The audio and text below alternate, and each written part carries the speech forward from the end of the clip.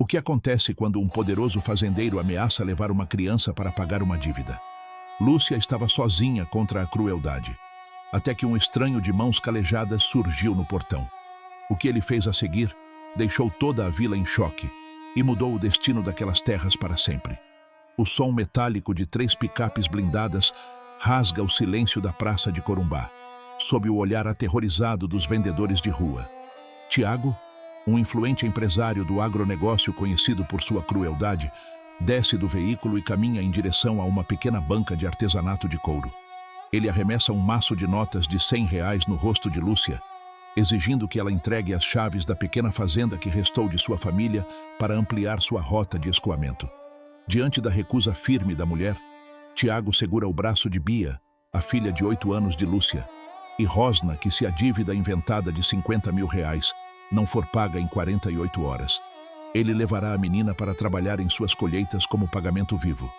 A multidão se afasta, baixando a cabeça, enquanto um homem de chapéu de palha e mãos calejadas observa a cena sentado em um banco de madeira, esculpindo calmamente um pedaço de cedro. Você já sentiu o medo paralisar sua voz enquanto a injustiça batia à sua porta? O que você faria se o seu bem mais precioso fosse ameaçado por quem se acha dono do mundo? Lúcia não é uma mulher qualquer. Ela é a viúva de um dos artesãos mais respeitados da região, que dedicou 25 anos à preservação das tradições locais. Durante décadas, ela cuidou de órfãos da comunidade e nunca deixou um viajante passar fome, dividindo o pouco pão que tinha em sua mesa de madeira rústica. Sua fé é o alicerce de sua vida, e ela mantém uma pequena capela nos fundos de sua casa, onde reza todas as manhãs, às 5 horas.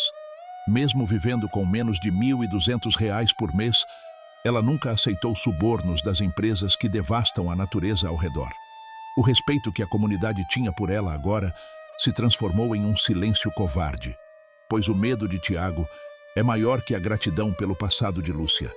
A tragédia começa a desmoronar o mundo de Lúcia naquela mesma noite, quando um incêndio misterioso consome o estoque de couro que seria sua única fonte de renda para o ano. 2 dias depois, o banco bloqueia sua conta devido a uma fraude orquestrada pelos advogados de Tiago, deixando-a sem um centavo para comprar comida ou buscar ajuda legal. Os vizinhos, temendo represálias das milícias rurais do vilão, fecham suas portas e janelas quando ela passa pedindo socorro. Até mesmo o padre da paróquia local sugere que ela ceda ao inevitável para evitar um mal maior à sua filha. Lúcia sente o peso do isolamento absoluto, vendo cada saída ser lacrada pela influência corrupta de seu perseguidor. Será que o silêncio dos bons é o que realmente alimenta a força dos perversos? Você acredita que, mesmo no isolamento mais profundo, existe um olhar que nunca se desvia de nós? De repente, o homem que esculpia na praça se levanta e caminha em direção à casa de Lúcia, deixando para trás o rastro de um perfume de madeira fresca que ninguém consegue explicar.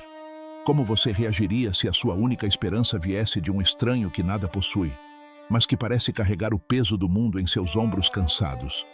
O sol de meio-dia castiga a terra seca de Corumbá, mas o frio que emana do olhar de Tiago é capaz de congelar a alma mais corajosa. Ele desce de sua picape com a arrogância de quem se sente dono do destino alheio, batendo a porta com força desnecessária. Lúcia observa da varanda, segurando as mãos de Bia, que tremem como folhas ao vento. O vilão caminha lentamente, saboreando cada passo, enquanto seus capangas cercam o pequeno terreno com sorrisos de escárnio.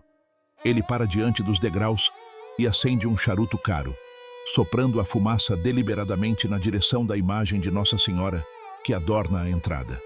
"O tempo acabou, viúva", diz ele com uma voz rouca e desprovida de qualquer rastro de piedade. Lúcia sente o coração martelar contra as costelas, mas mantém o queixo erguido, embora suas pernas ameacem falhar. Ela olha para o horizonte, esperando um milagre, mas vê apenas a poeira levantada pelas máquinas de Tiago, que já aguardam o sinal para avançar sobre sua história. Nesse momento de desespero absoluto, Rafael sai de dentro da casa carregando um copo de água fresca. Ele caminha com uma leveza que contrasta com a tensão pesada que sufoca o ambiente. Seus pés descalços tocam o solo quente sem pressa, e sua túnica branca parece brilhar sob a luz intensa do Pantanal. Tiago solta uma gargalhada curta e seca ao ver o estranho, achando que se trata de apenas mais um mendigo acolhido pela caridade de Lúcia. Quem é esse infeliz? Pergunta o empresário, apontando o charuto para Rafael com desprezo. O estranho não responde imediatamente. Ele apenas entrega o copo a Lúcia e coloca a mão suavemente sobre o ombro da menina. O toque de Rafael parece dissipar o tremor de Bia instantaneamente, como se um escudo invisível tivesse sido erguido ao redor delas. Agora, a verdade que ele tentou enterrar sob camadas de poder e dinheiro começará a emergir das sombras. Se você acredita que a justiça divina nunca falha e que Deus envia seus anjos no momento certo, deixe seu like e inscreva-se para não perder o desfecho desta jornada. Tiago dá um passo à frente, tentando intimidar Rafael com sua estatura física e sua aura de violência. Saia da frente, carpinteiro de beira de estrada, antes que eu mande meus homens ensinarem a você o seu lugar. Rosna ele, perdendo a paciência. Rafael ergue os olhos e, por um breve segundo, o tempo parece parar. Não há ódio no olhar do estranho, apenas uma clareza cortante que faz Tiago recuar involuntariamente 1 centímetro. O lugar de um homem é onde a verdade o sustenta, diz Rafael com uma voz que soa como o correr de águas profundas. Tiago sente um arrepio estranho percorrer sua espinha, uma sensação de exposição que ele nunca experimentou em seus anos de crimes impunes. Ele tenta gritar uma ordem para seus capangas, mas as palavras parecem presas em sua garganta, sufocadas por uma autoridade que não vem de armas ou de títulos. Rafael caminha até o centro da varanda e aponta para o baú de ferramentas que Lúcia havia trazido para fora. Abra o coração para o que seu marido guardou com tanto amor, diz ele para a viúva. Lúcia se aproxima do baú com as mãos trêmulas, lembrando-se das palavras de Rafael sobre o fundo falso. Enquanto ela tateia a madeira antiga, Tiago tenta avançar para impedir, mas um de seus próprios homens tropeça inexplicavelmente, bloqueando o caminho do patrão. O metal do baú range, e com um clique seco, o compartimento secreto se revela diante de todos. Lúcia retira dali o documento amarelado pelo tempo, mas com o selo imperial de terras perfeitamente preservado. É a prova definitiva de que aquela terra nunca pertenceu ao Estado ou a qualquer empresa, mas sim à linhagem de sua família por direito de ocupação secular. O rosto de Tiago torna-se pálido, uma máscara de fúria e medo que começa a rachar. Ele sabe que aquele documento anula todos os processos fraudulentos que ele construiu com advogados comprados. Rafael observa a cena em silêncio, sua presença funcionando como um juiz silencioso que não precisa de martelo para ditar a sentença. A atmosfera ao redor da casa muda. O vento sopra mais forte, trazendo o cheiro de chuva e terra molhada, limpando o ar da fumaça do charuto de Tiago. O vilão olha para seus homens buscando apoio, mas percebe que eles estão hipnotizados pela figura calma de Rafael, incapazes de levantar um dedo contra a pequena família. O poder de Tiago, construído sobre o medo, começa a evaporar como orvalho sob o sol forte. Isso não vale nada. Eu vou queimar esse papel e vocês junto com ele, grita Tiago, recuperando a voz em um surto de loucura. Ele avança com as mãos em garra, mas Rafael simplesmente se coloca entre ele e Lúcia. Não há agressão no gesto do estranho, apenas uma firmeza inabalável. No momento em que a mão de Tiago toca o ombro de Rafael, uma luz suave, mas intensa, parece emanar da túnica do marceneiro. Tiago recua como se tivesse recebido um choque elétrico, seus olhos arregalados de pavor. Ele olha para as próprias mãos e as vê tremendo, não de raiva, mas de uma súbita consciência de sua própria pequenez. O silêncio que se segue é absoluto, interrompido apenas pelo soluço de alívio de Lúcia, que agora segura o documento contra o peito como se fosse um tesouro sagrado. Rafael sorri para Bia e sussurra algo em seu ouvido que faz a menina sorrir pela primeira vez em semanas. Ele se vira para Tiago e diz calmamente: a luz revela o que as trevas tentaram esconder. Hoje, você não leva nada além da verdade que se recusa a aceitar. O empresário cai de joelhos no chão batido, a força abandonando suas pernas. Seus capangas, vendo a derrota moral de seu líder, começam a se dispersar, voltando para as picapes em silêncio absoluto. A estrutura de medo que Tiago levou anos para construir desmoronou em poucos minutos sob a presença de um homem simples com mãos calejadas. Lúcia sente uma paz profunda envolver sua alma, sabendo que a batalha mais difícil foi vencida sem que uma única gota de sangue fosse derramada. O silêncio que se instalou na varanda da fazenda era tão denso que podia ser cortado com uma faca de artesão. Tiago permanecia de joelhos, com os olhos fixos no chão, enquanto seus homens desapareciam na poeira da estrada como sombras fugidias ao amanhecer. Lúcia sentia o peso do documento em suas mãos, uma folha de papel que carregava a liberdade de gerações e o suor de seu falecido marido. Ela olhou para Rafael, que permanecia em pé, com a serenidade de quem conhece o fim da história antes mesmo dela começar. O sol começava a baixar, pintando o céu do Pantanal com tons de laranja e púrpura, refletindo-se nas poças de água que a chuva deixara para trás. Bia se aproximou da mãe, segurando sua saia, os olhos brilhando com uma mistura de medo e admiração por aquele homem que vira parar um monstro sem levantar a voz. Tiago finalmente ergueu a cabeça, mas seu rosto não mostrava arrependimento, apenas uma confusão amarga que beirava o desespero. Como você sabia desse fundo falso? Ele perguntou com a voz falha, dirigindo-se a Rafael. O estranho deu um passo à frente, e a luz do entardecer parecia se concentrar ao seu redor, criando uma aura de paz que contrastava com a ruína moral do empresário. Há coisas que a ganância cega, mas que o amor preserva na luz, respondeu Rafael, sua voz ecoando como um trovão suave que faz a terra vibrar. Lúcia percebeu que aquele não era um andarilho comum. Havia uma autoridade em seus gestos que não pertencia a este mundo. Uma força que não precisava de armas para subjugar o mal. A tensão ainda pairava no ar, pois embora o documento fosse real, Tiago ainda tinha o controle das máquinas e do poder político na cidade vizinha. Ele se levantou lentamente, limpando a poeira das calças caras, tentando recuperar um pouco da dignidade que havia perdido no barro. Você acha que um papel velho vai me parar? Ele sibilou, os olhos injetados de sangue. Eu tenho os juízes, eu tenho a polícia, eu tenho o dinheiro que compra até a alma dos santos. Ele deu um passo em direção a Lúcia, mas Rafael apenas estendeu a mão aberta, um gesto simples que parecia erguer uma muralha de granito entre o agressor e a vítima. Tiago parou bruscamente, como se tivesse colidido com algo sólido, e uma expressão de dor atravessou seu semblante. Rafael olhou profundamente nos olhos dele, e pela primeira vez, o vilão viu o reflexo de suas próprias ações, a devastação que causara, as famílias que destruíra, e a solidão profunda que o esperava no final de sua estrada de orgulho. O momento era crítico. A linha entre a libertação e a retribuição estava mais fina do que nunca. Você já sentiu que o mundo está contra você e que os poderosos sempre vencem no final? Se você acredita que a verdade tem uma força própria que ninguém pode calar, curta este vídeo e inscreva-se para ver como o céu responde quando os humildes clamam. Rafael caminhou até a pequena mesa de madeira onde Lúcia costumava servir o café, e pegou o pedaço de cedro que estivera esculpindo na praça. Ele o entregou a Bia, e a menina viu que a madeira agora tinha a forma exata de uma pomba com as asas abertas. A justiça verdadeira não vem da força, mas da clareza, disse Rafael para Lúcia.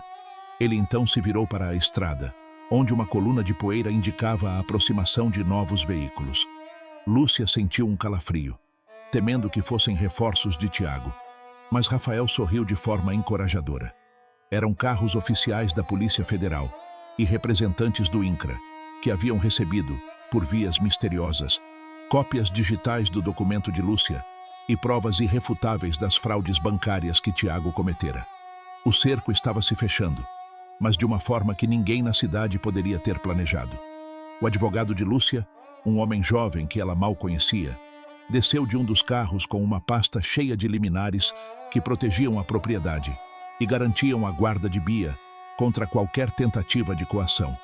Tiago olhou para os policiais e depois para Rafael, percebendo que sua rede de mentiras havia sido desmantelada fio por fio. Isso é impossível, ele balbuciou, enquanto os agentes se aproximavam para cumprir os mandados de busca e apreensão. Rafael não disse mais nada a ele. Em vez disso, ele se ajoelhou no chão e começou a escrever algo na areia com o dedo, assim como fizera há milênios em terras distantes. Tiago, tomado por uma curiosidade mórbida, olhou para o que estava escrito e empalideceu ainda mais.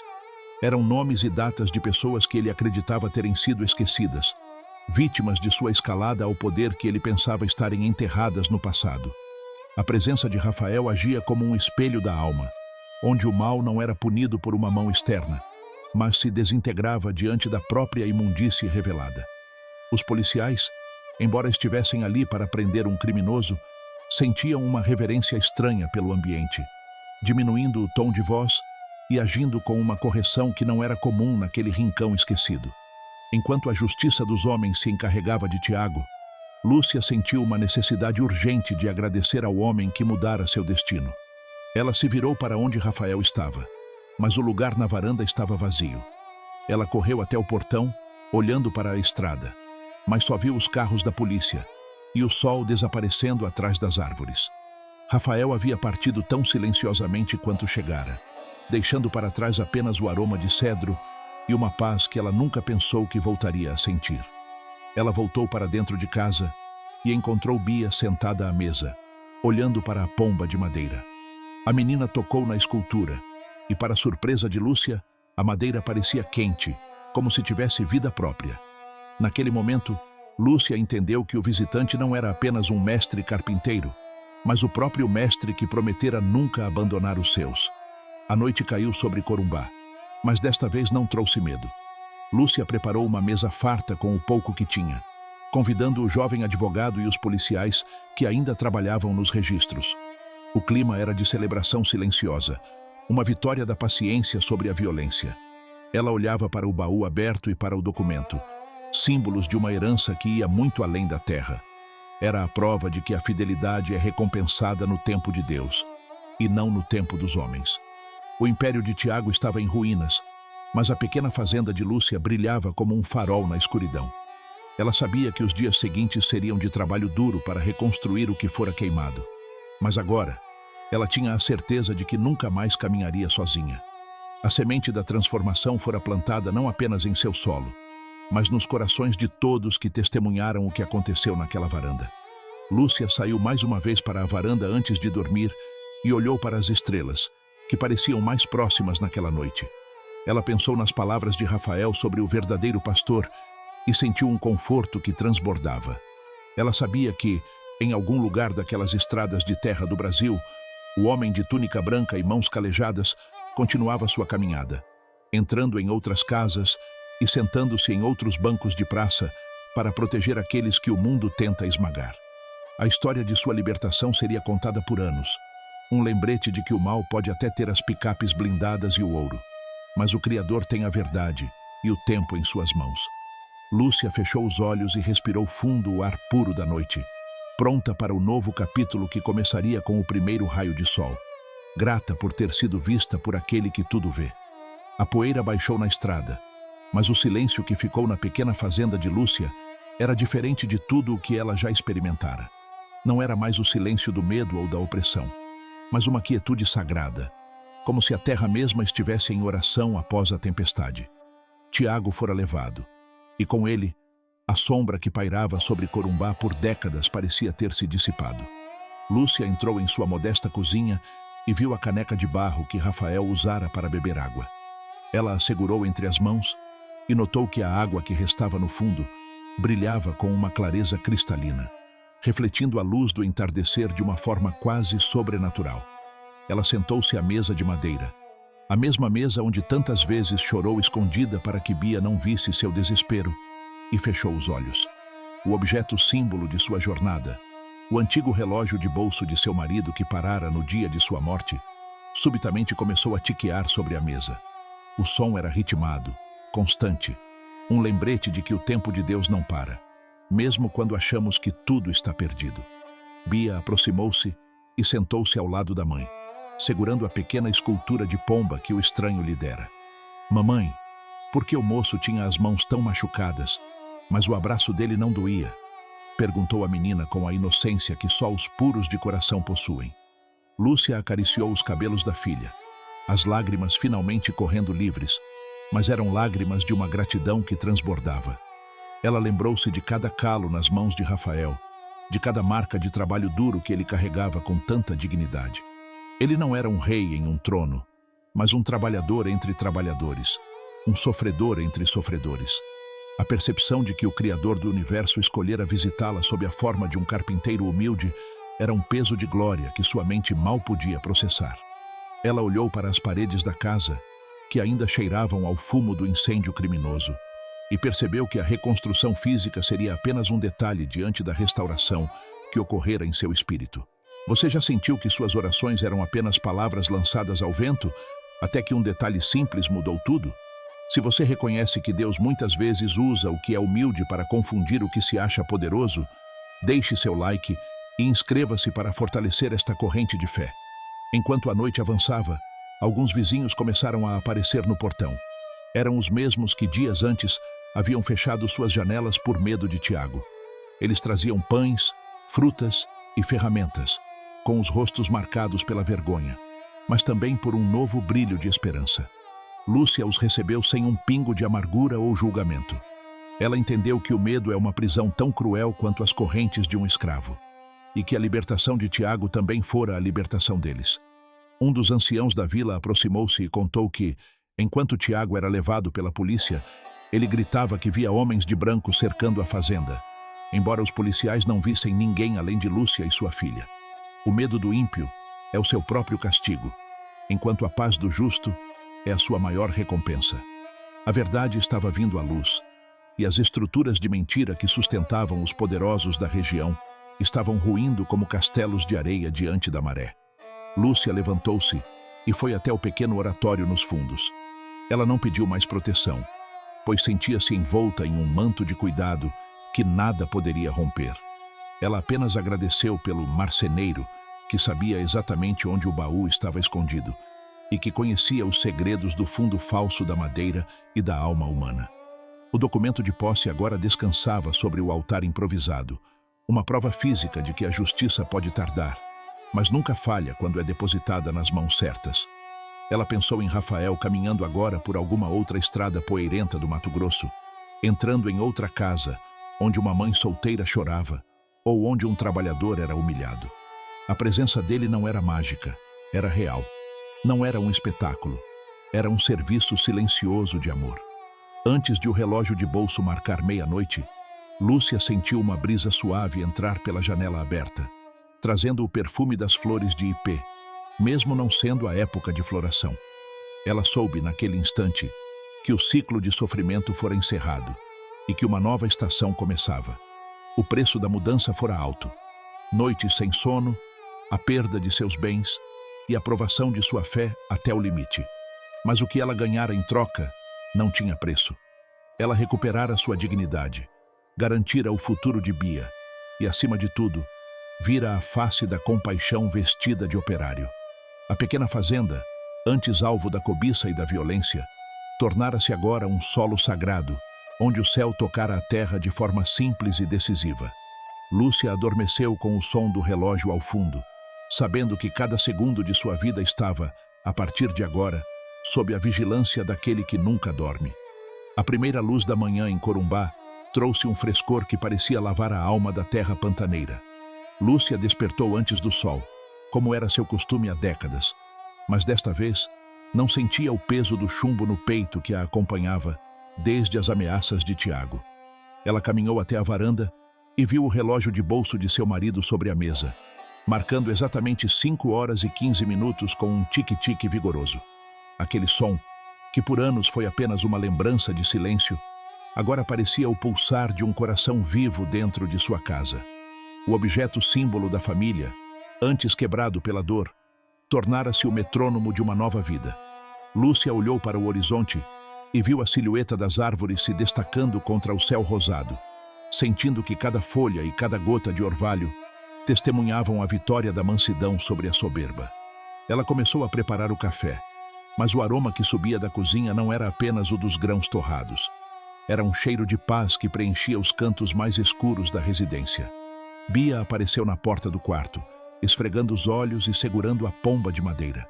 Mamãe, sonhei que o moço das mãos calejadas estava plantando sementes de luz no nosso quintal, disse a menina com um sorriso radiante. Lúcia abraçou a filha, percebendo que o trauma que Tiago tentara plantar fora arrancado pela raiz pela simples presença de Rafael. O medo de ser levada que assombrava os pesadelos da criança, fora substituído por uma segurança que nenhum exército poderia garantir. Elas sentaram-se para comer, e o pão parecia mais saboroso, a água mais doce, como se a bênção do visitante ainda estivesse impregnada em cada molécula daquela casa. A justiça de Deus não precisa de espetáculos. Ela se revela na calma que sucede à tempestade, e na verdade que nenhum dinheiro pode comprar. Se você sente que sua fé está sendo testada ao limite, curta este vídeo e inscreva-se para ver como a luz prevalece sobre as trevas. Enquanto Lúcia lavava a louça, ouviu o barulho de um motor se aproximando, mas não era o rugido agressivo das picapes blindadas de Tiago. Era um caminhão antigo, carregado com tábuas de madeira e sacos de cimento. O motorista, um homem que Lúcia conhecia de vista da feira, desceu e começou a descarregar o material. Dona Lúcia, recebi uma mensagem anônima com um pagamento adiantado para reconstruir seu estoque de couro e consertar o que o fogo levou, explicou o homem, visivelmente emocionado. Ele não soube dizer quem fizera o depósito, apenas que a pessoa tinha as mãos de um trabalhador e olhos que pareciam ler o pensamento. Lúcia apenas sorriu e apontou para o céu, entendendo que a providência divina continuava operando através da generosidade de mãos humanas tocadas pela graça. Ao longo do dia, a fazenda se transformou em um canteiro de solidariedade. Homens e mulheres da vila, que antes se escondiam, agora trabalhavam lado a lado para apagar os rastros da maldade de Tiago. O documento de posse, que Rafael ajudara a encontrar no fundo falso do baú, fora levado ao cartório pelo jovem advogado e oficializado sem qualquer obstáculo. A rede de corrupção que o empresário mantinha havia se desintegrado no momento em que ele caiu de joelhos diante da presença de Rafael. Os juízes e policiais que antes o protegiam agora buscavam distância, temendo serem arrastados pela queda do gigante de pés de barro. A verdade, uma vez revelada, agia como um ácido sobre as estruturas de mentira, dissolvendo o poder que parecia absoluto apenas 48 horas atrás. Lúcia passou a tarde ensinando Bia a tratar os primeiros pedaços de couro novo que haviam chegado. Ela explicava à filha que o couro precisa ser batido e trabalhado para se tornar macio e útil, assim como o coração humano muitas vezes passa por provações para revelar sua verdadeira resistência.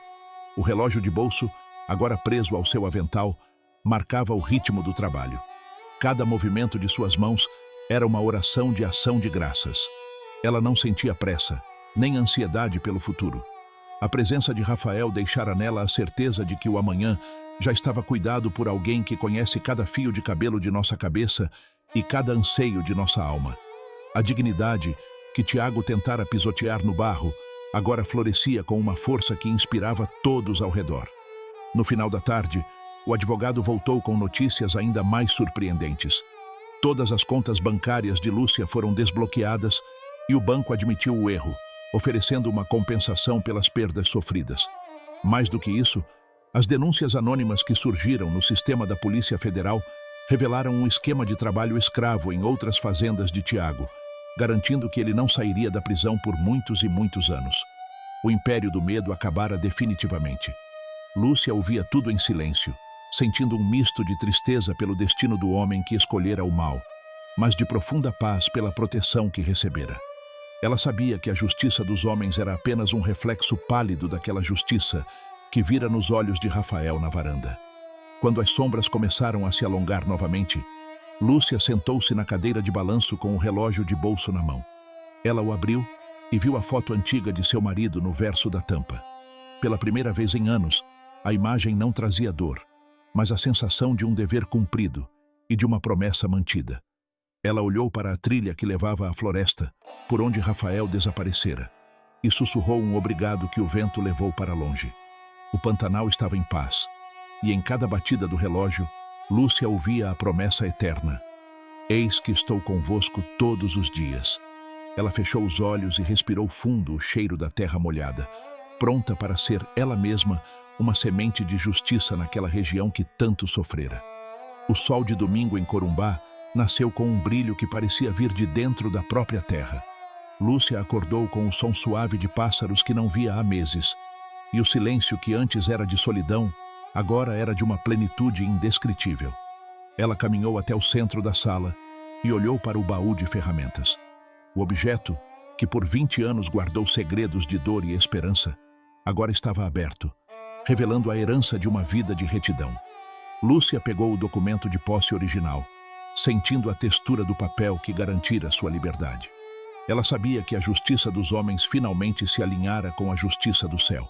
Tiago estava atrás das grades, e os muros de medo que ele construíra ao redor da comunidade haviam caído como as muralhas de Jericó. Não pelo som de trombetas, mas pela força de uma verdade silenciosa que veio à luz no momento exato. Bia entrou na sala segurando a pequena escultura da pomba. "Mamãe, olhe como ela brilha!" exclamou a menina, apontando para a madeira de cedro. Lúcia percebeu que, sob a luz do sol, a escultura parecia ter veios de ouro que ela não havia notado antes. Era o trabalho final de Rafael, o homem que transformou um pedaço bruto de madeira em um símbolo de paz eterna. Lúcia sentou-se na varanda e começou a observar o movimento na estrada. Vizinhos que antes passavam de cabeça baixa, agora paravam no portão para oferecer ajuda na reconstrução do galpão de couro. A vergonha deles fora lavada pela compaixão de Lúcia, que os recebia com o mesmo café fresco e o mesmo sorriso que oferecia quando nada tinha. Ela entendia que o perdão é a ferramenta mais afiada para esculpir um novo futuro. A verdadeira força não está em quem grita mais alto ou em quem possui as armas mais potentes, mas naquele que permanece de pé quando a tempestade passa. Se você crê que Deus honra a paciência dos justos e que nenhuma humilhação é eterna diante do seu olhar, apoie esta mensagem com seu like e inscreva-se no canal. No meio da tarde, um grupo de mulheres da cooperativa local chegou à fazenda. Elas trouxeram mudas de flores e sementes de hortaliças para repovoar o jardim que o fogo de Tiago havia castigado. Enquanto trabalhavam a terra, o assunto não era outro senão o estranho marceneiro de mãos calejadas. Ele passou pela minha casa e apenas tocou no meu portão quebrado. E desde então, ele nunca mais rangeu, comentou uma delas. Outra relatou que Rafael apenas olhou para seu filho doente na praça, e a febre desapareceu naquela mesma hora. Lúcia ouvia tudo com o coração aquecido, sabendo que a visita que recebera fora um presente coletivo para toda a região.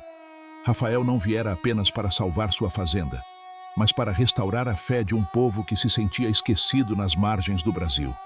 Enquanto as mulheres trabalhavam, Lúcia sentiu uma vontade súbita de voltar à praça de Corumbá, onde tudo começou. Ela pegou seu relógio de bolso, agora funcionando perfeitamente, e caminhou até a cidade com Bia. Ao chegar ao banco de madeira onde vira Rafael pela primeira vez, ela encontrou algo surpreendente. No chão, exatamente onde o estranho estava sentado esculpindo, havia nascido um pequeno broto de cedro, rompendo o concreto duro da calçada. Ninguém conseguia explicar como uma árvore poderia brotar ali, naquele solo estéril e pisoteado. Mas Lúcia sabia. Era a assinatura de uma presença que não pode ser contida por leis humanas ou barreiras físicas. Ela se ajoelhou e tocou a pequena planta, sentindo a mesma vibração de paz que sentira quando Rafael olhou em seus olhos. O advogado de Lúcia a encontrou na praça com documentos finais. Tiago não apenas perdera o processo contra ela, mas todas as suas terras seriam agora destinadas à reforma agrária para as famílias que ele havia explorado por anos.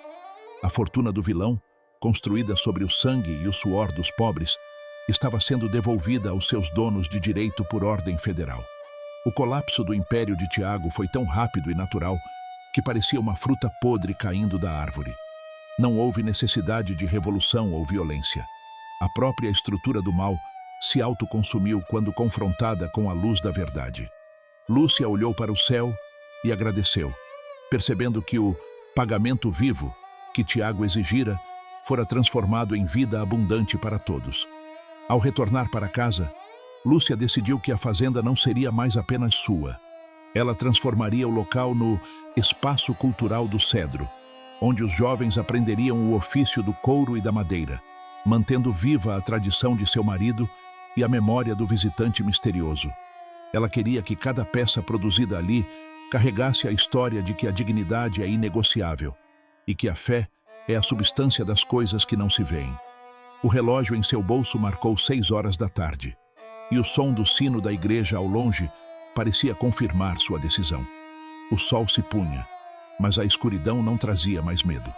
Lúcia acendeu a primeira lamparina e viu sua sombra projetada na parede. Mas ao lado dela, por um breve segundo, pareceu ver a sombra de um homem alto com um cajado, protegendo sua morada. Naquela noite, Lúcia escreveu em seu diário: "Aprendi que Deus não envia cavalarias barulhentas para resolver nossas batalhas. Ele vem como um sopro, como um marceneiro, como um estranho que pede água. Ele entra na nossa dor, senta-se à nossa mesa e nos mostra que o tesouro que buscamos sempre esteve guardado no fundo falso do nosso próprio coração, esperando pela chave da confiança." Ela fechou o caderno e olhou para Bia, que dormia tranquilamente com a pomba de madeira nos braços. A paz era real. A transformação era completa. O Pantanal agora tinha uma nova lenda, não de assombrações ou de ouro enterrado, mas a lenda do homem de branco que ensinou a uma viúva que o verdadeiro dono da terra é aquele que a cultiva com amor e justiça. As semanas que se seguiram à queda de Tiago transformaram Corumbá em um canteiro de milagres cotidianos e silenciosos. Lúcia acordava todos os dias com o som do relógio de bolso, cujos ponteiros pareciam dançar em uma harmonia perfeita com o renascimento da fazenda. O objeto símbolo, que outrora marcava apenas a espera angustiante pelo desastre, agora cronometrava as vitórias da paciência.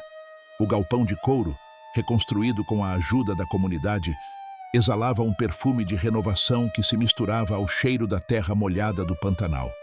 Lúcia sentia que cada fibra de couro que tocava era uma oração de agradecimento, e sua habilidade manual parecia ter sido tocada por uma precisão sobrenatural. Ela não era apenas uma artesã. Ela era a guardiã de uma memória que agora alimentava dezenas de famílias que antes viviam sob as migalhas da tirania de Tiago. Bia, por sua vez, tornou-se a voz da esperança entre as crianças da região, sempre carregando sua pequena pomba de cedro. Ela contava a quem quisesse ouvir sobre o homem de mãos calejadas que vira o que ninguém mais via. A menina já não tinha pesadelos com correntes ou colheitas forçadas. Em vez disso, falava de um pastor que caminha pelas estradas de poeira protegendo os pequenos. A presença de Rafael, embora física e temporária, deixara um selo de segurança eterna no coração daquela criança. Lúcia observava a filha e entendia que o maior milagre não fora a manutenção da terra, mas a preservação da inocência de Bia diante de tamanha maldade. A justiça divina havia operado uma cirurgia profunda na alma daquela família, removendo o medo e plantando uma coragem que não precisava de gritos para se manifestar. A justiça de Deus é como a chuva que cai sobre o solo seco. Ela não faz barulho, mas transforma a paisagem completamente. Se você acredita que o tempo de sofrimento tem um fim e que a luz sempre encontra um caminho, deixe seu like e inscreva-se para celebrar o poder da fé. No tribunal da cidade, o processo contra Tiago avançava com uma rapidez que chocava os céticos. Testemunhas que passaram 20 anos caladas subitamente sentiram uma força irresistível para falar a verdade. Era como se a presença de Rafael tivesse quebrado um feitiço de covardia que envolvia a região.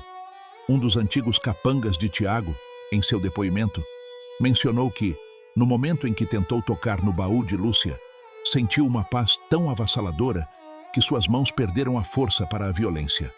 A verdade estava saindo à luz, não apenas através de documentos, mas através da transformação do caráter daqueles que um dia serviram ao mal. O império de Tiago não estava sendo destruído por uma vingança de Lúcia, mas pela sua própria incapacidade de sustentar a mentira diante da pureza da justiça, que Rafael instaurou com um simples olhar. Lúcia decidiu organizar um mutirão para ajudar as outras fazendas que agora passavam para as mãos dos trabalhadores. Ela doava as ferramentas que Rafael ajudara a encontrar e compartilhava as moedas de ouro para que ninguém passasse fome durante a transição.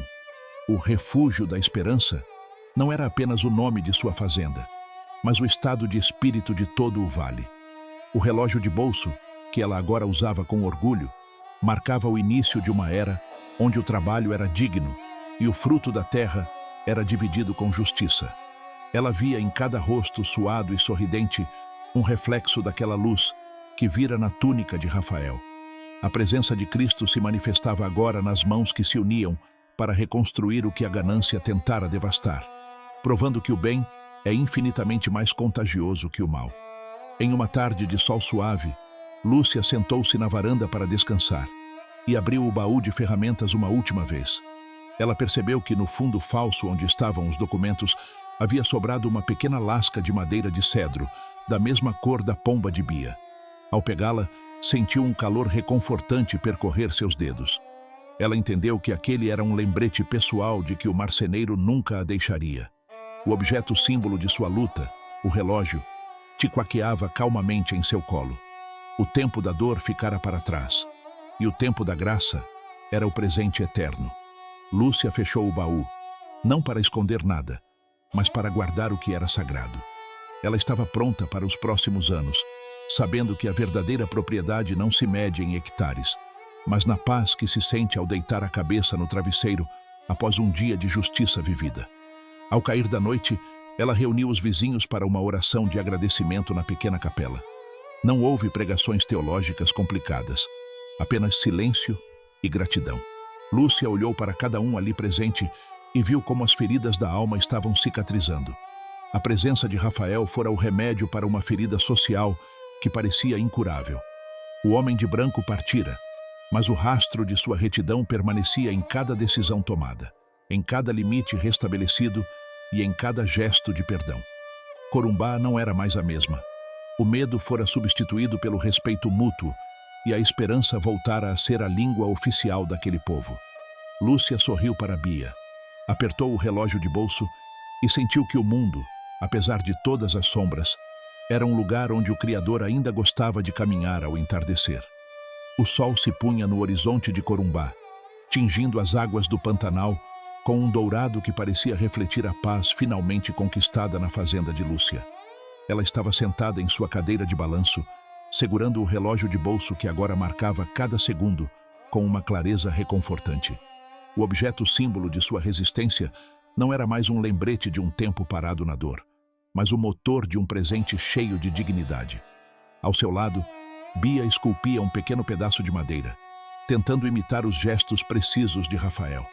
A menina não precisava de palavras para expressar sua segurança. Seu sorriso calmo dizia tudo.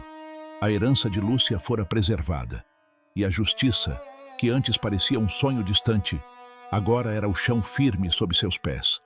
Ela sabia que a verdadeira vitória não foi a prisão de Tiago, mas a capacidade de olhar para o futuro sem o peso do ódio, sentindo a presença do marceneiro em cada brisa que balançava as cortinas de sua casa. A moral desta história é que a justiça divina não precisa de raios ou trovões para se manifestar. Ela se revela na força da verdade e na paciência de quem confia. Lúcia não venceu pela vingança, mas pela fidelidade ao que é justo, provando que o mal sempre acaba por se destruir diante da luz que se recusa a apagar. O desfecho dessa jornada nos ensina que, mesmo nos momentos de maior isolamento, nunca estamos realmente sozinhos, pois aquele que caminha entre nós vê cada lágrima e honra cada decisão tomada com integridade. Se esta história tocou o seu coração e te lembrou que Deus age no silêncio e na verdade, apoie este vídeo com seu like, inscreva-se no canal e escreva nos comentários a palavra justiça, para mostrar que você também acredita no triunfo do bem sobre a opressão. Que a paz do marceneiro de mãos calejadas esteja sempre com você e com sua família.